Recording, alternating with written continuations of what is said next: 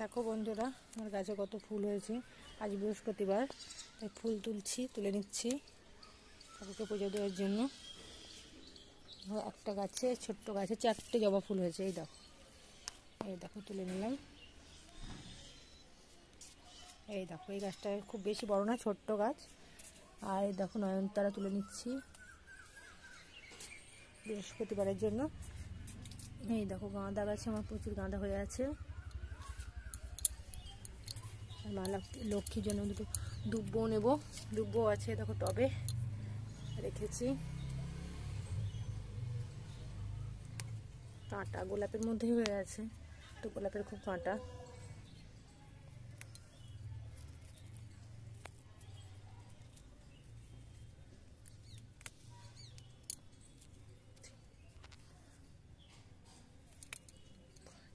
এই যে তুলে নিলাম। আর কটা তুলসী পাতাও তুলে নেব।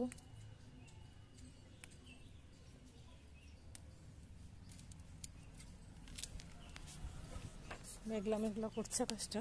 দেখো আমার গোলাপও হয়েছে কত। এখানে গাঁদা আছে, গাঁদাও নেবো একটা।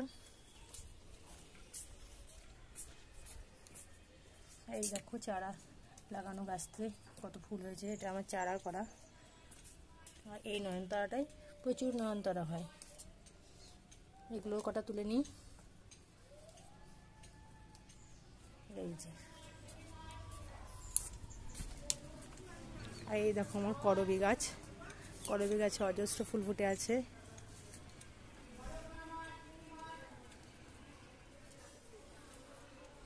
এই দেখো তার মধ্যে কটা তুলে নেব।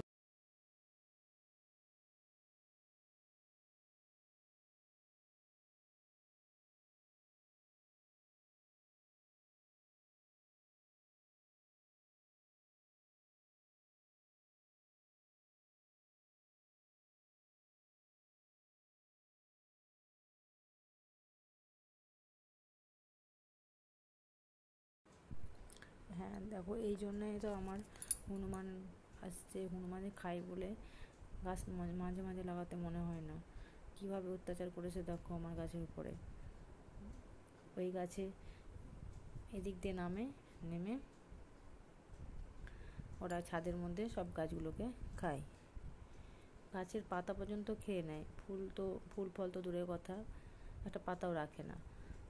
তো এবার মনে হয় অতটা পারেনি, তাড়াতাড়ি উঠে গেছে বলে ওই আম গাছটার উপরে অত্যাচার করেছে।